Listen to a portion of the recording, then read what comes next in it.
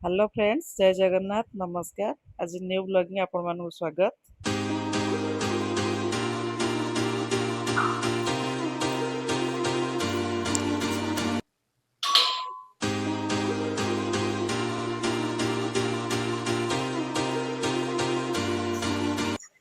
कौन आनिଛନ୍ତି वो? कंकड़ा आछि बा, तमे बा कहलो कंकड़ा खाइबो बोली, तमे कहयो पुणी हबनी कि गोटे कथा। चलो एबे कंकड़ा खोलिबा, तरकारी करिया। आज मो बहुत इच्छा करछि खाइबा, माने कंकड़ा तरकारी खाइबो ना। कंकड़ा गोड़ सब छड़ा ହେଇଯାଇଛି? हां, छड़े छड़े सो नै आछि। केना मते टिके डर लागे ना कंकड़ा गोड़ छड़ेयाकू। हां हां। से चास मो सब छड़ धोइकी नै आछि, करिकी नै आछि, खाली धोइबा।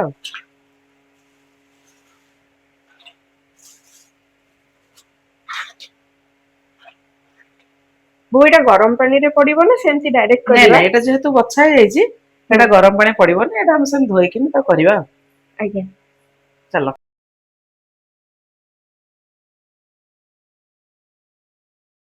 जेहेतु एटा छड़ा ହେଇଯାଇଛି, याको भलसे धोई दबा, धोइकी करबा। आज्ञा।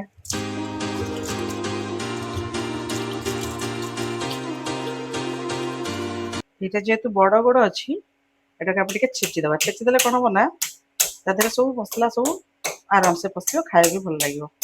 ଆଜ୍ଞା। ବଢିଆ ସେ ଧୁଆ ହେଇଗଲା। ତାକୁ ଏବେ ଲୁଣ ହଳଦୀ ଗୋଳେଇ ତାକୁ ଭଲସେ ଭାଜିବା, ତାପରେ ତରକାରୀ ବନେଇବା ଆଉ। ଆଜ୍ଞା। କଙ୍କଡାଟେ କଙ୍କଡାଟେ।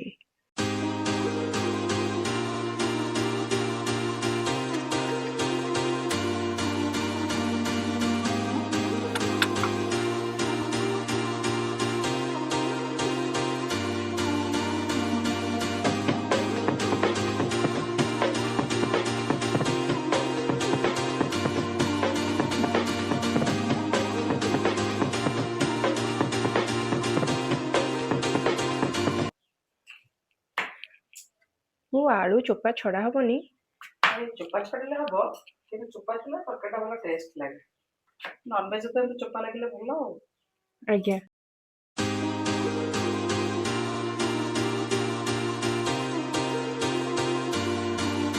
କିଏ ପକଉଛନ୍ତି ମୁଁ ଜାଣିନି, କିନ୍ତୁ କଙ୍କଡା ଶହଟା ପଡ଼ିଲେ ତରକାରୀଟା ଟେଷ୍ଟ ଆସେ।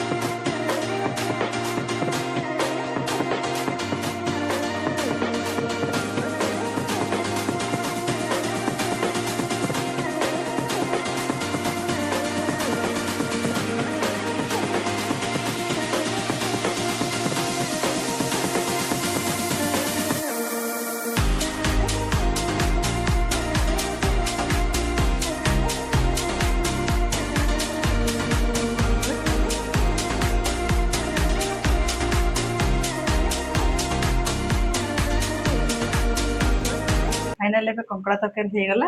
ଦେଖନ୍ତୁ କେତେ ସୁନ୍ଦର ଲୁକ୍ ଦେଖାଯାଉଛି।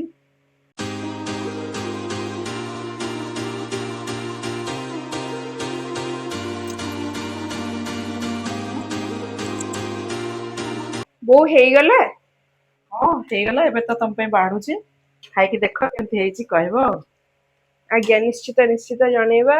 ତ ସାଙ୍ଗମାନେ ଚାଲନ୍ତୁ କଙ୍କଡା ତରକାରୀ ଖାଇବା। ଆଉ ଆପଣ ମାନେ ବି ଏଇ ରେସିପିକୁ ଫଲୋ କରିକିନା ପୁରା ବନାନ୍ତୁ। ଆଉ ବାକି ବୋଉ କହିବେ କଣ କରିବା ପାଇଁ। ନାଇଁ, ଲାଇକ୍ ଏମିତି ରେସିପିରେ ବନେଇ ଖାଆନ୍ତୁ, ବହୁତ ବଢିଆ ଲାଗିବ। ଆଉ ଯଦି ଆମ ଭିଡିଓଟି ଭଲ ଲାଗିଛି, ଲାଇକ୍, ସେୟାର, ସବସ୍କ୍ରାଇବ କରିବେ ଆଉ କମେଣ୍ଟ ଦେବାକୁ ଭୁଲିବେନି। ରହିଲି, ବାଏ।